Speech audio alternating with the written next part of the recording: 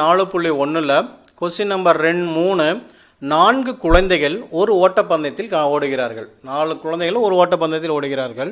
அதில் 2 கொஸ்டின் கொடுத்துருக்காங்க. முதல் 2 இடங்களை எத்தனை வழிகளில் நிரப்பலாம்? முதல் 2 place, first place, second place வரும்போது 4 குழந்தைகள் வச்சு எத்தனை வழிகளில் நிரப்பலாம்?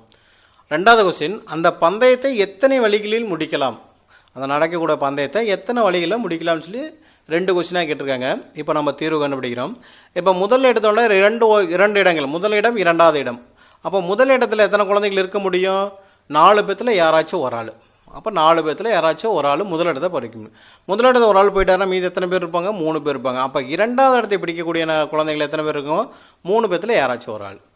அப்போ முதல் 2 இடங்களை கிடைக்க வழிகள் எத்தனை இருக்கும்? 4 3 என்ன பண்ணிடணும்?